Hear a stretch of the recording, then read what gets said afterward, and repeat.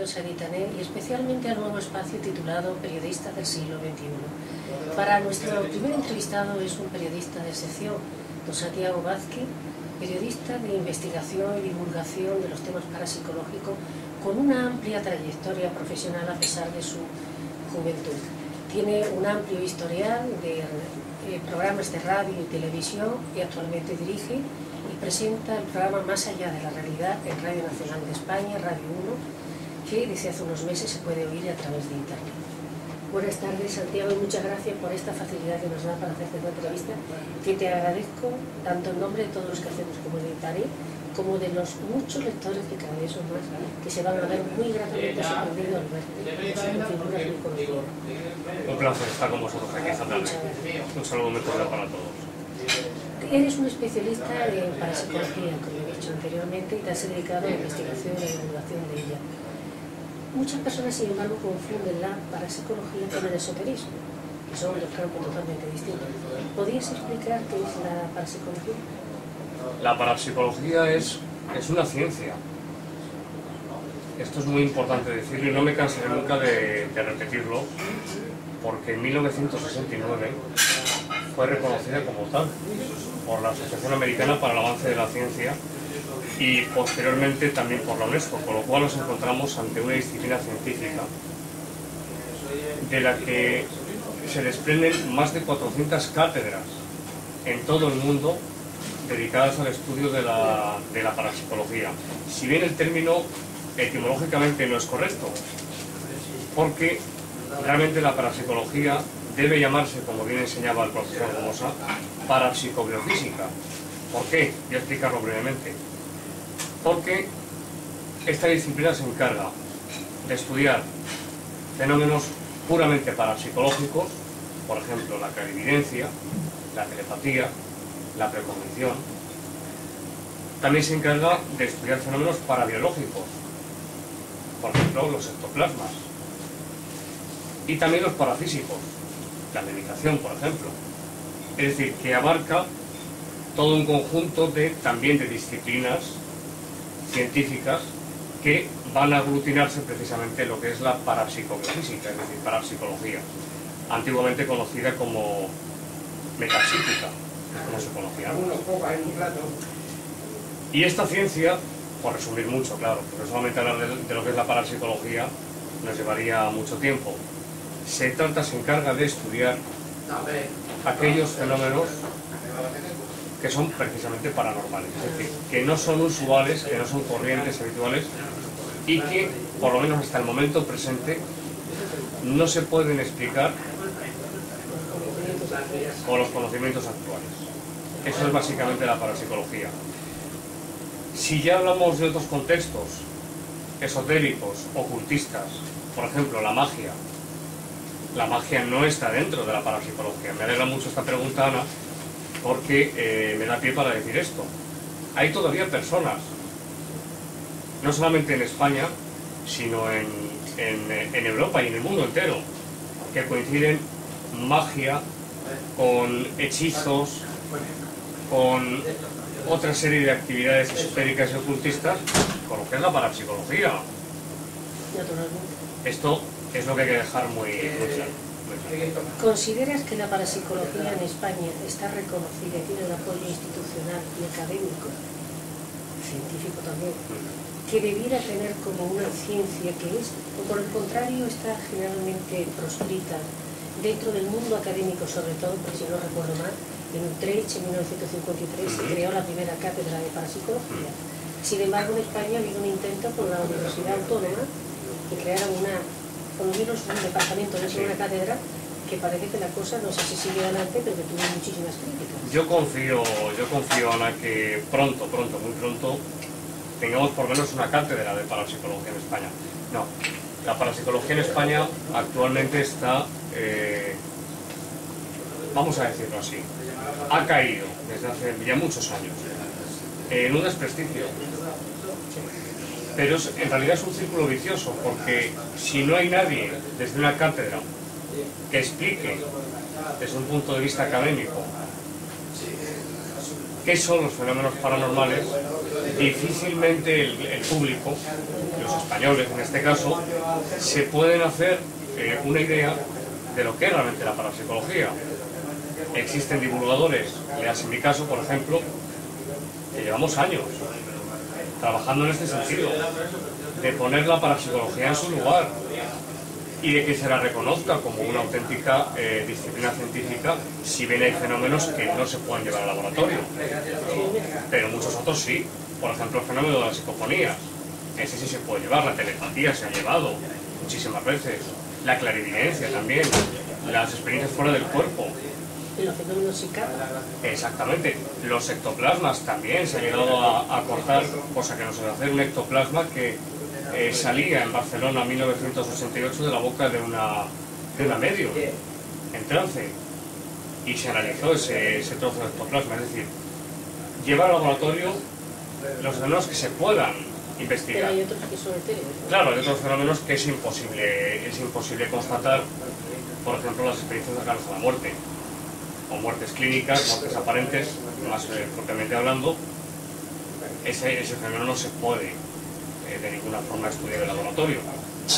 Y muchos otros, por ejemplo las apariciones, fantasmas y espectros. No podemos coger a un fantasma, una aparición o un espectro. A una hora determinada. Claro, no podemos.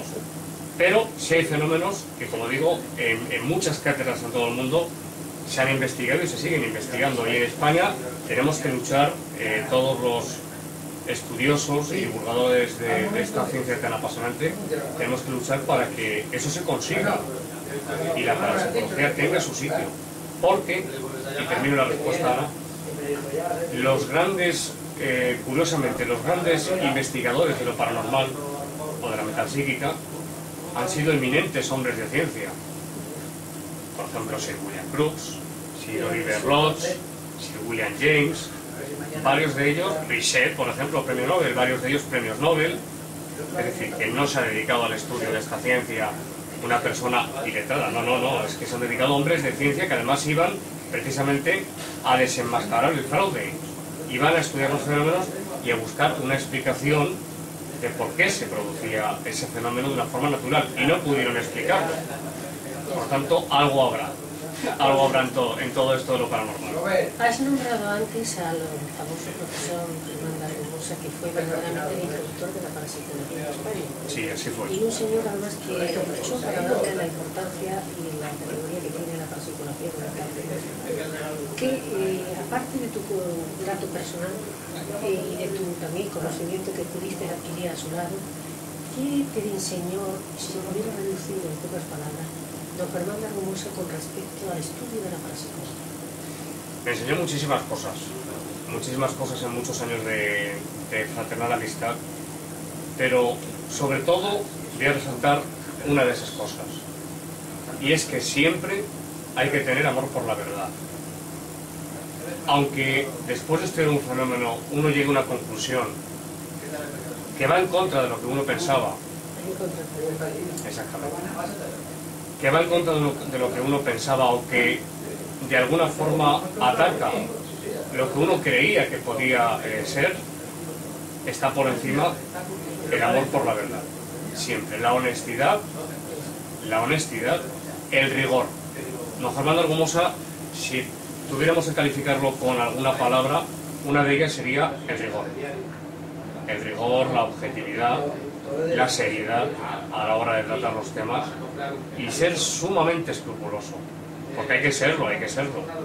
Y siempre me enseñó que en esto de la parapsicología siempre tenemos que movernos en el campo de las hipótesis, porque no podemos afirmar nada.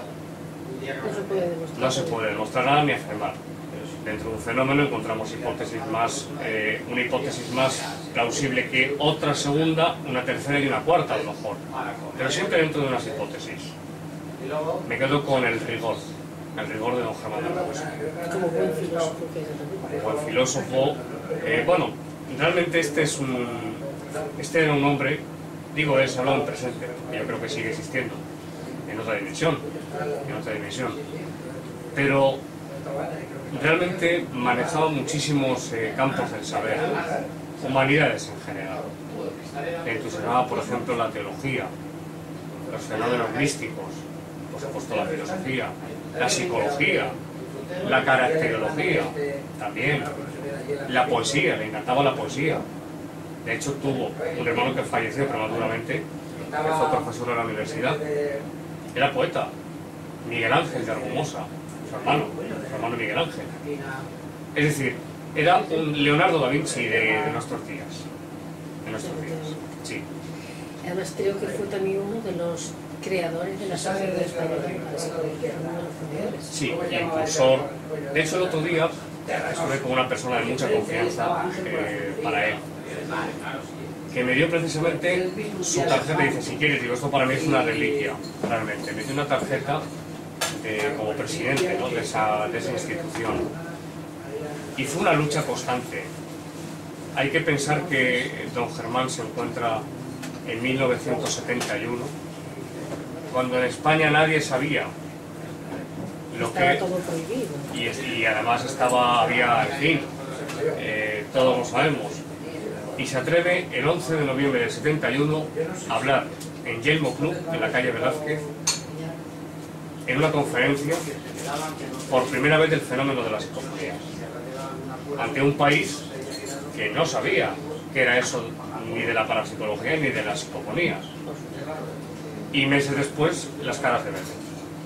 Entonces sí fue el pionero y fue el introductor en España de la parapsicología, el padre de la parapsicología. Tú te has dedicado toda tu experiencia profesional, sobre todo a un campo que se llama de la transcomunicación, especialmente a las psicofonías, Sí. aunque también tú le llamas parafonías. Parafonía, es un término de los hermanos.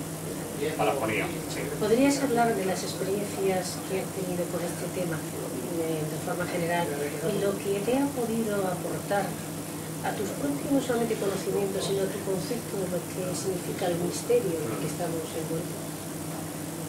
Las psicofonías es un fenómeno para mí de los más importantes. De los más importantes. ¿Por qué? Por lo que puede suponer. Es decir, que el fenómeno existe, eso hoy en día una persona que esté mínimamente informada sobre el asunto no puede negar. Tenemos, por ejemplo, el Instituto de Investigaciones Psicofónicas de Roma, entre otros muchos. Es decir, instituciones que se dedican en laboratorio a grabar con todos los medios técnicos disponibles ese tipo de grabaciones. Por lo que pueda suponer, decía, hoy en día está descartado por la propia experimentación y la metodología, está descartado que la causa que provoca esas voces, también en música, sonidos animales, pero vamos a centrarnos en las voces, está descartado, Ana, que esas voces procedan de esta dimensión. Incluso del propio investigador, esto nos llevaría muy lejos también, pero vamos a dejarlo ahí. Por lo tanto, la causa es trascendental, es decir, no se encuentra dentro de nuestro nivel ontológico, dentro de nuestra dimensión tridimensional, de nuestra dimensión física, no es de aquí, es de otra dimensión diferente, de otro nivel. La pregunta es de qué nivel. Es el mundo donde el más allá, conocido coloquialmente por nosotros como el más allá, la dimensión donde van las almas de las personas que han tenido una existencia terrenal y que han muerto, o nos encontramos ante la manifestación de una realidad paralela, de una dimensión paralela, no espiritual, pero sí paralela, quizás de 4 dimensiones. Ahí tenemos que pararnos, porque decir que las psicofonías, esas voces son las voces de los muertos, como él decía, es dar un salto lógico, se dice en filosofía, dar un salto lógico que no está justificado. Bien es cierto que aparecen en muchas ocasiones voces de personas que se identifican. Y que se les puede reconocer además. En algunos casos sí, ha ocurrido. Con análisis de... Sí, el fonograma tonograma en Estados Unidos se utiliza mucho para cuestiones de tipo judicial, por ejemplo, grabaciones en contestador automático, cuando ha habido pues, un crimen, un asesinato, se utiliza. Y sí podemos decir, yo tengo en mis llamas, estaba calculando mentalmente, pero son llamas de 20 años, 21 concretamente, cuando yo obtuve mi primera psicofonía de una forma totalmente espontánea y accidental, no lo buscaba. Solamente me he encontrado una vez con la voz de una persona fallecida que yo he identificado, que yo y otras personas han identificado. Una experiencia que realicé en Medellín, Albacete. Allí había muerto una tía mía, mi madrina, y es la única vez en la que yo invoqué directamente, la única vez que lo he hecho, la invoqué. Dejé la grabadora en marcha, salí de la estancia y cuando entro los 5 minutos y rebobino, ante mi ruego, mi petición de Chari, Rosario se llamaba, si me escuchas, dime algo, aunque sea breve, si puedes y te lo conceden. Estas fueron mis palabras textuales. Y entra una voz perfectamente audible, que tanto mis familiares, toda la familia por parte de mi madre, como corresponde con su voz, dice simplemente, vale, vale. Yo le decía, si puedes, aunque sea breve, si puedes y te lo permiten, dime algo, aunque sea breve. Y fue breve, pero suficiente. Pero suficiente. Bien es cierto que en otros casos, por ejemplo, estoy acordándome ahora de uno que investigué hace ya muchos años, en 1942, el famoso caso que muchos de los espectadores vuestros estarán ahora mismo recordando cuando lo diga, el contestador automático, aquella voz de anciana que dice por 3 veces, con permiso de los espectadores, Furcia, Furcia, y por una tercera vez añade todavía con más agresividad, Furcia. Pues bien, yo escuché la voz de esa persona en vida, en una cinta que me dejó la familia, y puedo asegurar, igual que ellos aseguraban, la familia entera, que era la abuela, yo puedo asegurar que era la misma voz. Por lo tanto, y podría contar, en fin, muchos más casos. El resumen es que todo este cúmulo de grabaciones apunta de una forma muy evidente a que, en efecto, la causa de ese fenómeno no está en ese nivel y sugiere, no voy a decir demuestra, pero sugiere que muy posiblemente estemos en comunicación con el más allá. Podemos atrever a decirlo, Sí, sí, sí. En base a la casuística. Estoy recordando una entrevista que tú le has hecho hace muy poco tiempo a don Sinesio Darnell, un profesor especialista en transcomunicaciones, que te hablaba del reciente simposio, un congreso al que había asistido en el mes de octubre del año pasado, y que la ciencia actualmente, un 90 y tanto %, admitía que ya no estábamos hablando de energías inteligentes, sino de inteligencias. Sí, lo decía en la entrevista porque lo que sucede con la transcomunicación instrumental es que hay que, en su caso, por ejemplo, algunos se trabajaba de otra forma, pero en el caso de Darnell y de otros muchos, hay que aportarle a la voz paranormal un caudal energético. Por eso él suprimió ese término de energías inteligentes y ahora se ha quedado ya con el término inteligencias. ¿Y la energía la busca en este plano? Él. No, la inteligencia sí. Busca la energía en este plano. Claro, es que de lo que se deduce de la experimentación es que para que, en este caso, para que una psicofonía se grabe, ellos necesitan un caudal energético. Entonces, se viene haciendo desde hace muchos años, muchísimos. Lo que pasa es que conforme va pasando el tiempo, las aportaciones técnicas son mejores. Hay que aportar una onda sonora, donde la causa, las voces, se sientan cómodas y puedan modular esa expresión. Puedan modular con esa energía, en este caso acústica, puedan modular. Es como si necesitaran, de hecho, es cierto, y lo digo no personalmente, las he obtenido, sí, las he obtenido, pero en un número muy reducido.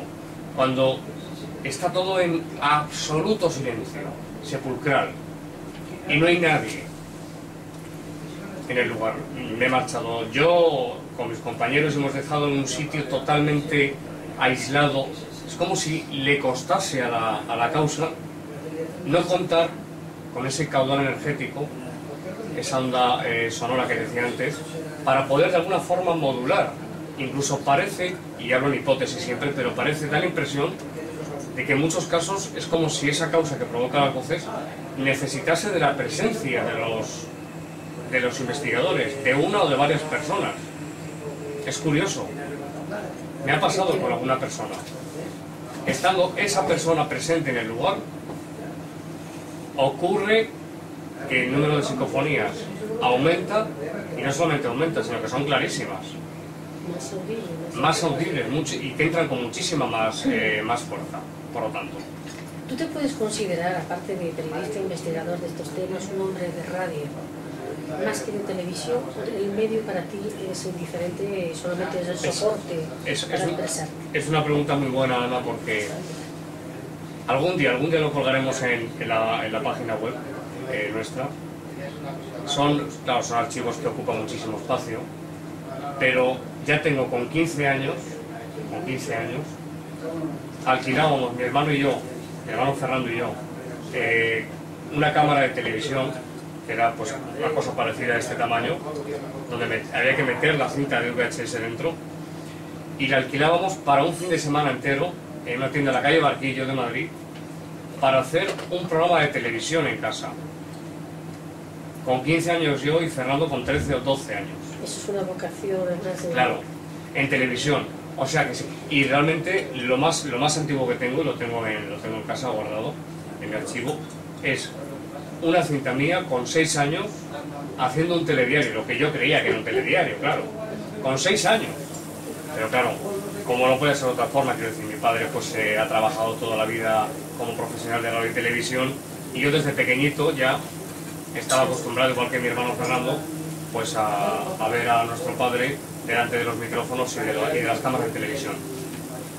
¿Hombre de radio? Sí, soy un hombre de radio, pero también de televisión, me encanta la televisión. Me gusta mucho.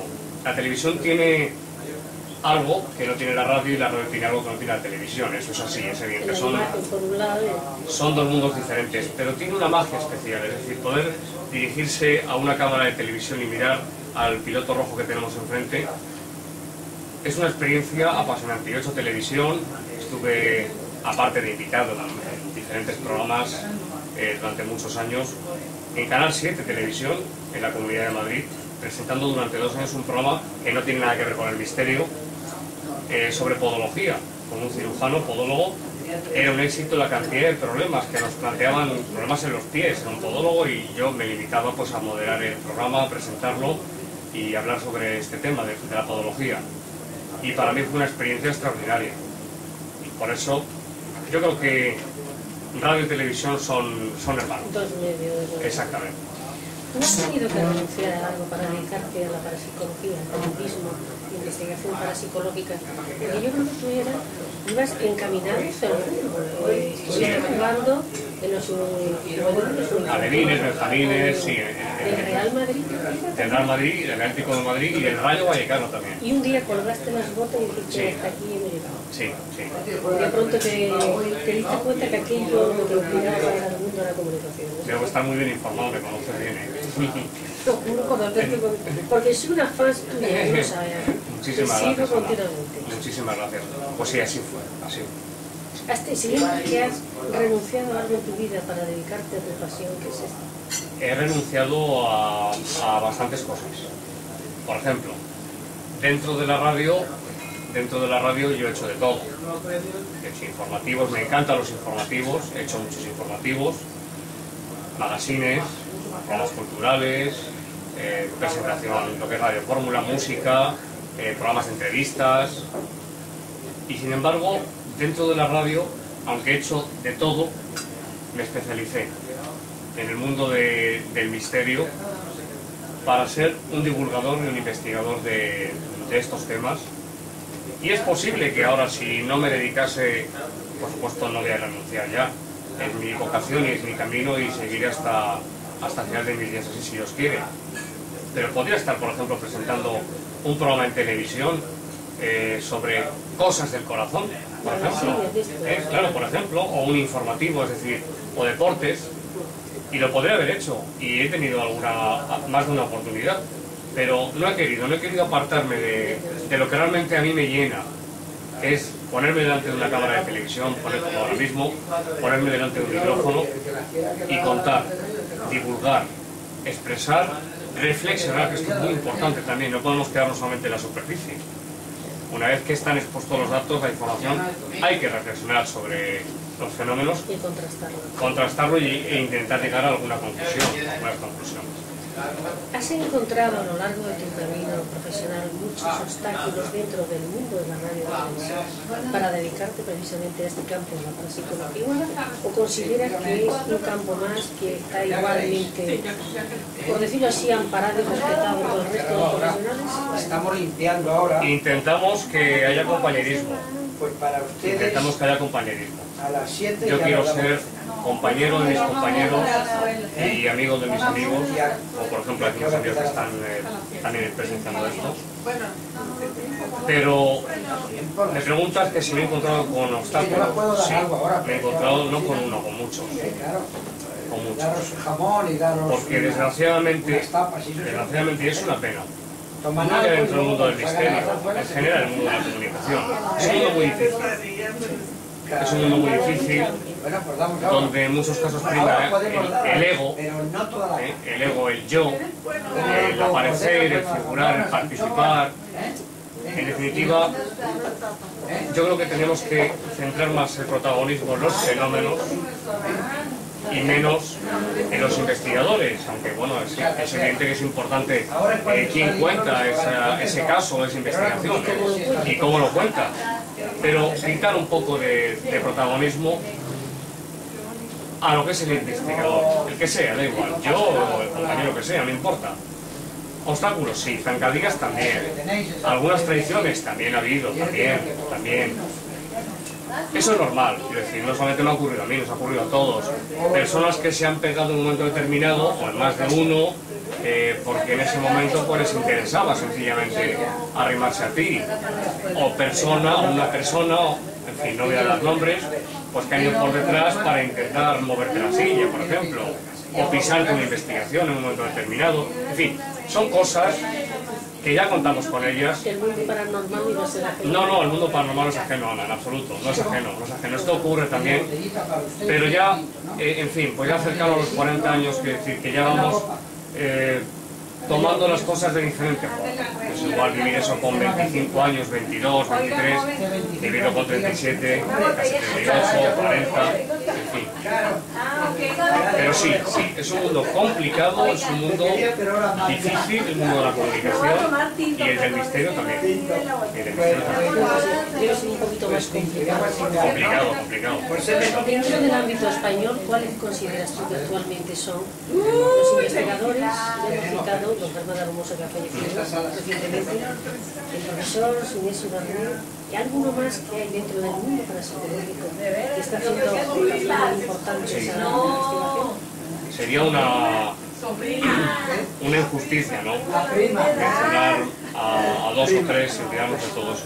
Yo creo que en general, pero sí te voy a responder. Ana, encantado. Darme, bueno, pues el profesor Inés Ibarré es una eminencia. Es una eminencia no solamente en nuestro país. Pero claro, Darnell está específicamente encuadrado en lo que es la transcomunicación instrumental, solamente, únicamente. No abarca más fenómenos, el estudio de otros temas. Hemos perdido recientemente a Antonio José Alés, que era, sí, recientemente, y falleció el doctor Jiménez del Oso, falleció mi querido profesor Germán Argumosa, ha fallecido Alés recientemente. Es decir, se nos han ido los maestros. Esto lo comentábamos en el programa, en el podcast, en Más allá de la realidad, hace unos días. Se nos han ido los maestros. Y ahora, como me decía un amigo, ahora somos nosotros los que tenemos que coger ese testigo. Tenemos, en cuanto a referentes, en cuanto a grandes figuras del mundo del misterio ahora mismo, no existen. El mundo académico no está teniendo... Hay, quiero decir, como personajes relevantes de la talla de un Jiménez del Oso, de la talla de un Alés o de un Germán Argumosa. No los hay. Podemos incluir, por supuesto, pues a Enrique de Vicente, al que tengo muchísimo afecto y cariño, Director de de Año Cero, exactamente. Es un gran estudioso, un gran periodista, un gran divulgador, y yo creo que es el que nos queda, porque después de eso todos somos de la generación pues de mi compañero y amigo Iker, de Javier Sierra, de un servidor, y de Bruno Cardeñosa en Onda Cero, quiero decir, pero poco más. Y entonces ahora los que tenemos que seguir ese camino somos nosotros. Y no es tarea fácil porque han puesto el listón muy alto. Han puesto muy alto el listón. Hemos tenido grandes profesores realmente, catedráticos. Hablando del listón alto que acabas de nombrar ahora, ¿cuál es para ti tu listón de aspiraciones dentro del mundo de la parapsicología? Es decir, ¿hasta dónde quieres llegar, dedicarte concretamente a un campo acotado dentro de ella? ¿O aspiras a ser un poco global en este aspecto del estudio parapsicológico? A mí ya no lo que más me interesa, y es por lo que apuesto, es filosofía de la parapsicología. Es decir, por supuesto, aparte de divulgar los fenómenos, los temas, no solamente para la psicología, en general, todo el mundo del misterio, pero lo importante yo creo que es llegar a conclusiones. Es decir, me ha pasado esto.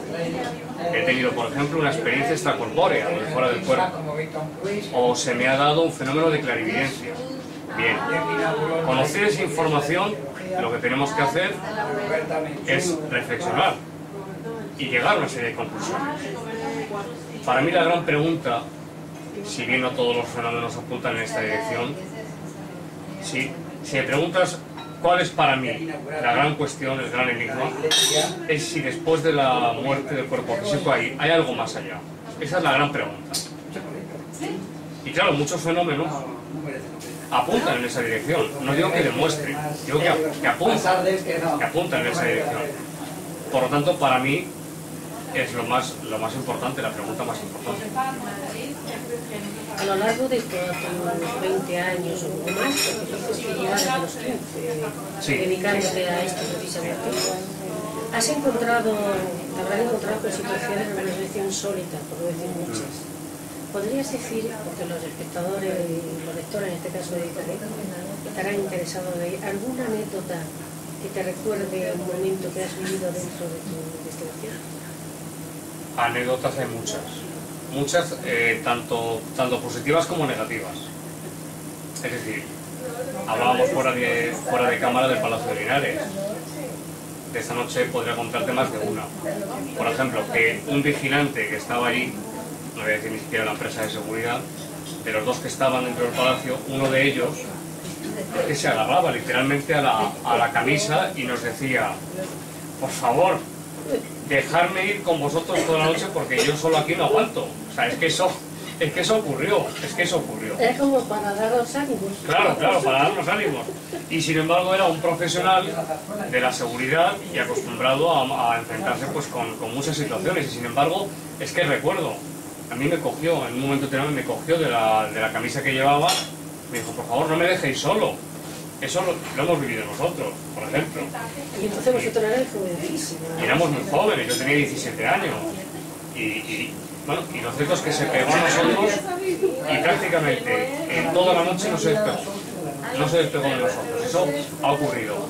Luego hay anécdotas que, en fin, son, digamos, tienen otro tinte, ¿no? Es decir, por ejemplo, estar en casa de una familia donde se producía un fenómeno y salir al pasillo y encontrarte en medio del pasillo un charco de sangre.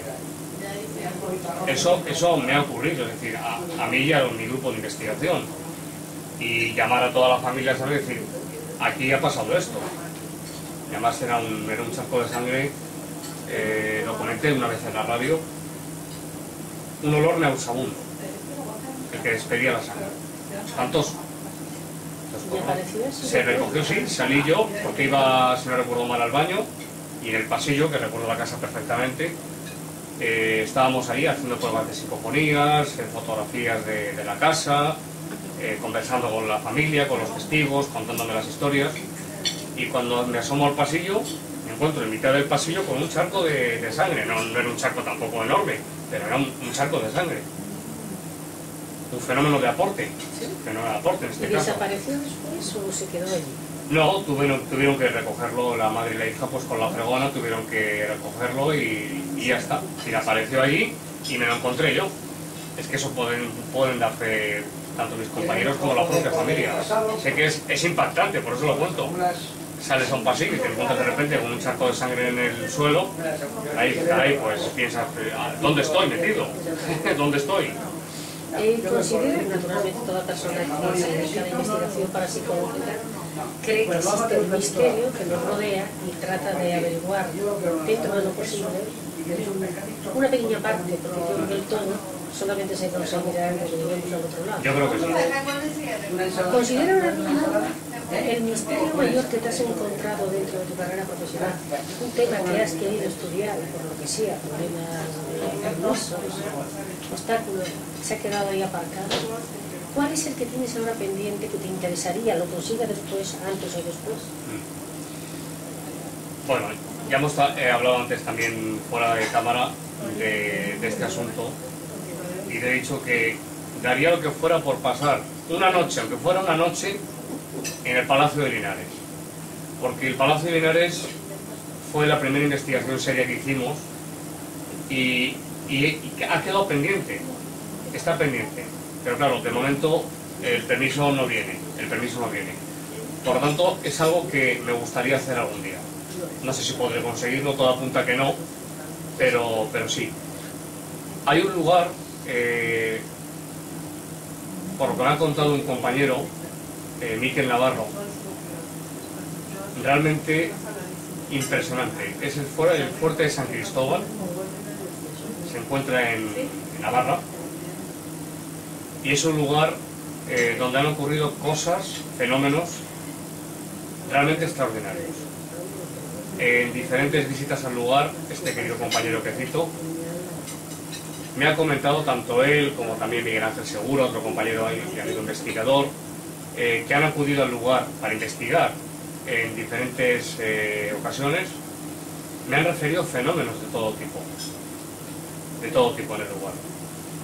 Por lo tanto, queda pendiente también ese asunto y pronto, no sé cuándo, cuando podamos, pero iré a Navarra y iremos al fuerte de San Cristóbal, porque es un lugar realmente espectacular, por lo que me han contado, es decir, por lo que me han pasado, psicofonías, en fin, merece la pena investigar ese sitio.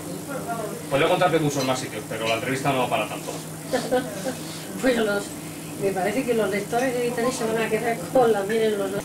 Entonces, ha habido en otros momentos en el que, además de pasar miedo, ha habido, como si pudiera decir, una desbandada general de que todo el mundo ha salido corriendo, porque ha habido algún tipo de fenómeno que han dicho, aunque esté aquí el misterio, no vamos y ahí se quede, porque por seguridad personal. O sea, lo que es el ataque de terror colectivo. Sí, ese ataque de terror o de pánico colectivo, histeria colectiva, vamos, lo hemos vivido varias veces. Años atrás, cuando éramos más jóvenes. Recuerdo una noche que subimos a una montaña, pues íbamos en definitiva no solamente para pasar ahí la noche en buena compañía entre amigos, sino porque estaban apareciendo, fue en el verano del 1990, estaban apareciendo cosas extrañas y con mucha frecuencia en los cielos de la sierra.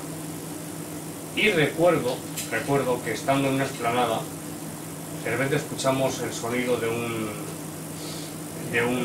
animal, de un lobo sería, de un zorro, no lo sé. Bueno, se quedó el trípode en el suelo, que se perdió además, todos corriendo, no se veía muy bien, en fin. Y eso lo recuerdo con cariño, ¿no? Por la época, hablamos de 1990, 17 años que tenía yo. Y luego ha habido también situaciones en las que no se ha producido la desbandada que decías, pero sí el tener que sujetar un poco el miedo interno y decir, tranquilo, no pasa nada. Por ejemplo, cuando iba por esa galería que hablábamos antes y empecé a escuchar esos pasos, esos sollozos, esos cuchicheos de mujer, ese lamento de una mujer que se lamentaba continuamente, Eso hay que vivirlo para saber lo que es, ¿eh? Y encima a oscuras, ¿no? Sí, Con una estaba a linterna. oscuras porque encendían la ronda. 4 bombillas y apagaban a los 10 minutos. Totalmente a oscuras.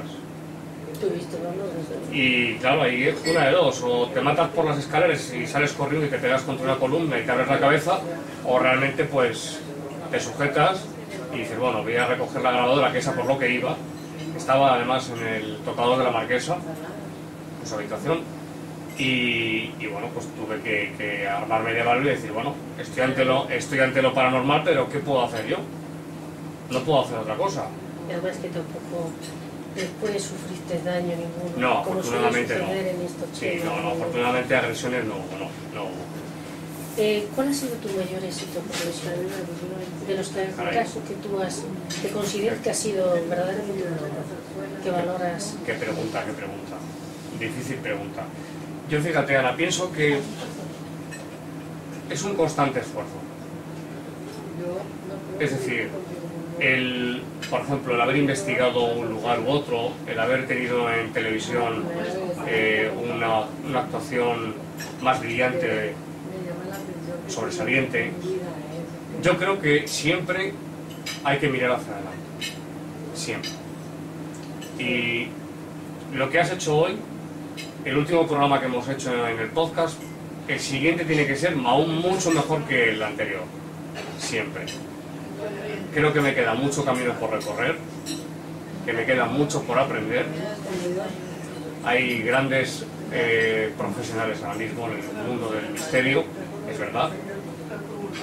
Porque creo además que cuando se pierde esa premisa, se pierde la persona, ¿eh? Se pierde. Si perdemos el afán de superación, si perdemos la ilusión, por otra parte, si perdemos la humildad, si perdemos la humildad Y la pasión por lo que haces. y la pasión por lo que se hace, la vocación en definitiva, yo creo que eres hombre muerto, profesionalmente hablando. Me preguntas por logros. Hemos hecho cientos de programas en radio, Sería muy difícil, es como, por ponerte un símil, de todos los goles que marcó Butragueño, por ejemplo, o Mitchell, ¿con cuál te quedas? Es muy difícil. Hemos hecho programas, me vienen así a la memoria muchos temas, por ejemplo, parálisis del sueño, visitantes de dormitorio, fueron 2 programas que en su día en Radio Nacional, hace un año y poco, impactaron, tuvieron una repercusión muy fuerte. El tema de la sábana santa, por ejemplo, tengo un libro terminándolo yo prácticamente, en 2 o 3 meses. En fin, las psicofonías, como no, cuando dediqué en Radio Getafe Cadena Rato, nada más y nada menos que 18 noches a hablar del fenómeno psicofónico, poniendo psicofonías. En fin, sería muy difícil decirte, pues me quedo con este programa o con esta investigación. Hay muchos, unos mejores y otros pues peores quizás, pero siempre hechos con el corazón, siempre. Eso se te nota. Siempre. Te iba a preguntar precisamente por tus libros, si pensabas publicar algo, que acabas de decir, Sí. de la Semana Santa. Sí. Y tú también eres miembro de la Sociedad de Sinología. Sí, el Centro Español de Sinología, sí. Sí. Centro que se ocupa en España de la investigación y divulgación de la Sábana Santa. Sí, tengo un libro terminándolo ya, yo creo que para... Vamos a ser cautos para después del verano, para septiembre o así, pues yo creo que está ya preparado. Lo dije esto hace 3 meses, pero claro, estamos ahora con la preparación de la nueva temporada, en fin, de entrevistas, de reuniones, de mucho trabajo, y últimamente no tengo mucho tiempo para escribir. Pero sí es un libro sobre la Sábana Santa de Turín, que llevo años sobre él, y que yo creo, es mi intención por lo menos, que va a aportar cosas que hasta ahora no se han escrito. No digo que no se hayan pensado, pero por lo menos escrito yo no las he visto. Y creo que va a ser un libro muy interesante, muy interesante. Actualmente eres el director y presentador junto a tu hermano Fernando Vázquez de Más allá De Más allá de la realidad, sí. que se puede escuchar desde hace unos meses para acá. A través de internet, sí. En estos momentos también estás preparando más proyectos, me imagino, de los Sí. que puedas hablar. ¿Por ahora? Bueno, lo que sí puedo prometer es que, porque hay muchas personas que nos escriben a la web y nos preguntan ¿cuándo volvéis? ¿Dónde? Volvemos. ¿Cuándo? No sé si para antes del verano durante el verano o ya para la temporada en septiembre. Si en radio o en televisión, vamos a dejarlo en la incógnita. Ah, que puede ser a lo mejor un Puede ser en televisión también, podría ser en televisión. Sería una buena noticia, vamos. Ojalá, ojalá. Y Me apetece para- mucho hacer televisión, me apetece muchísimo. Y los espectadores Sí. se habían encantado de verte. Y ya para terminar, ¿cuáles son tus proyectos a medio o largo plazo? Me gustaría viajar. Me gustaría viajar. Me gustaría hacer una serie de investigaciones que no son fáciles, porque los lugares tampoco, es decir, no puedes meterte en cualquier lugar. Hoy en día antes sí se hacía, pero se necesitaban unos permisos. Y sí me gustaría viajar no solamente por Europa, sino también en América. Hay grandes cosas que esperan. Me gustaría visitar India, Tierra Santa, Egipto. Son lugares emblemáticos, ¿no? Ya lo creo, del misterio. ya lo creo. Pero es verdad, yo no sé lo que ocurre, porque llega el verano y me viene pasando durante varios años consecutivos. Llega el verano y siempre tengo que trabajar, no me puedo escapar nunca.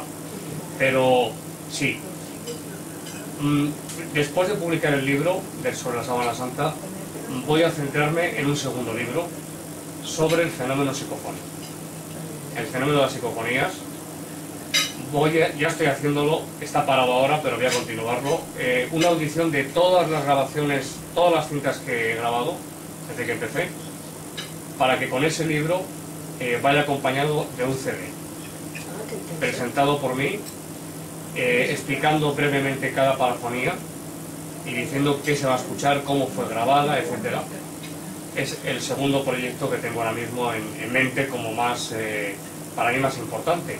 Creo que se puede hacer mucho, como te he dicho antes, Ana, en el sentido divulgativo de la expresión y las reflexiones del fenómeno psicofónico. Y hacerle pensar a la gente que todo esto Esa es la clave. Acabas de dar no son cuentos chinos. en la clave, acabas de dar en la clave y en el clavo.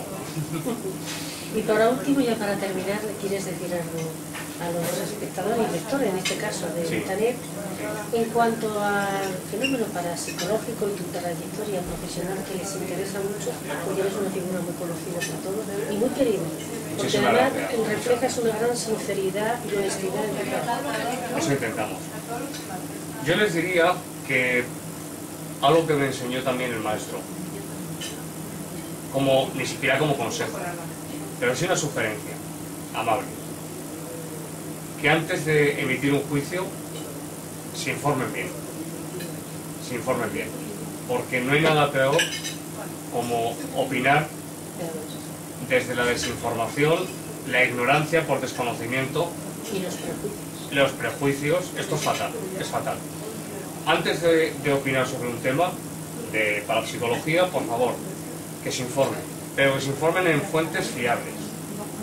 Y una vez que nos hemos informado, entonces podemos pronunciarnos, en cualquier sentido. Pero me molestan un poco las opiniones gratuitas. Es decir, nada de la psicofonía, eso son ecos del pasado, eso. Pero vamos a ver, usted ha estudiado el fenómeno, usted ha escuchado a las personas que saben sobre ese tema. No saben estas personas lo que están diciendo, no saben de lo que hablan. Yo, como no soy químico, no hablo de química porque no entiendo de química. Igual que no soy físico, no hablo de física porque no soy. Y de parapsicología habla todo el mundo. Claro, y volvemos un poco al principio de la entrevista, ¿no? Se mezcla la brujería con los hechizos, con la magia, con la cábala, con la parapsicología, se mezcla todo, se hace una mezcla y al final el resultado es penoso porque no es lo mismo, como he explicado, una cosa que la otra, es muy diferente, ¿no? Y sí les invitaría, por lo menos a conocer esta maravillosa disciplina que todavía tiene mucho que avanzar y mucho que profundizar. Los estudios siguen en cátedras, siguen a nivel particular, por ejemplo en mi caso, y seguiremos ahí, dando guerra y ojalá en España se cree y ojalá. una cátedra de parapsicología, pero además que verdaderamente tuviera una categoría científica. Ojalá, yo espero que sí. Yo espero que con el tiempo, no sé cuánto, pero con el tiempo será. Con el tiempo tendremos en España Ahora mismo hay muy buenos investigadores, unos de campo, investigadores de campo, otros de salón, otros divulgadores, otros investigadores in situ, pero hay una buena generación de investigadores. Creo que nos espera un futuro muy brillante por delante. Hablo en general, en conjunto. Ha habido un boom en los últimos años de programas, sobre todo en radio, también en televisión, locales. Bueno, en fin, ha habido un boom importante. El misterio no estaba muerto, ni mucho menos, pero faltaba ese resurgimiento y el salir, todos, entre los que me incluyo, pues una serie de investigadores que sigan la labor de estos maestros de los que hablábamos antes, ¿no? ¿Considera que hasta que no se crea no se sepa exactamente de lo que estamos hablando, este fenómeno del supuesto más allá, no vamos a entender lo que existe verdaderamente en el misterio del más allá? ¿Crees que ambas cosas no nos comprenderemos hasta que no sepamos ese otro lado, por lo menos atisbarlo un poco? Yo creo que para entender ese otro lado, y lo que estás comentando, hace falta invertir un poco de tiempo. Pero tiempo además aplicado con sinceridad. Y por lo que decía antes, con amor por la verdad. Quitar esos prejuicios que tú decías, tantos tabúes que hay también en nuestra sociedad, no solamente la española, en general, en muchos países. Y estar abiertos, es la clave, estar abiertos a la información que venga y a las reflexiones que de ella se puedan derivar. Yo creo que es lo más importante, y si hacemos eso, llegaremos a buen puerto, seguro. Pues esto ha sido todo, Santiago, muchísimas gracias. Un placer, Ana. Un placer para mí y un honor también, y especialmente sé que los lectores de Itanet se van a sentir muy satisfechos, porque además tú eres una persona que arrastra mucha audiencia, que eres una figura muy conocida y que a pesar de que muchas personas digan que no creen en estos temas, todos se sienten siempre atraídos por eso. Es verdad, eso es verdad. El misterio yo creo que lo llevamos dentro, lo llevamos dentro. A unos les atrae más, a otros menos, incluso no creen. Es cuestión de tiempo, antes o después sucede. Un saludo muy cordial para todos. Muchas gracias. Y tú colaboras precisamente con tu investigación y tu divulgación a que ese misterio sea conocido. Muchas gracias por todo. Gracias a vosotros, Ana. Un abrazo.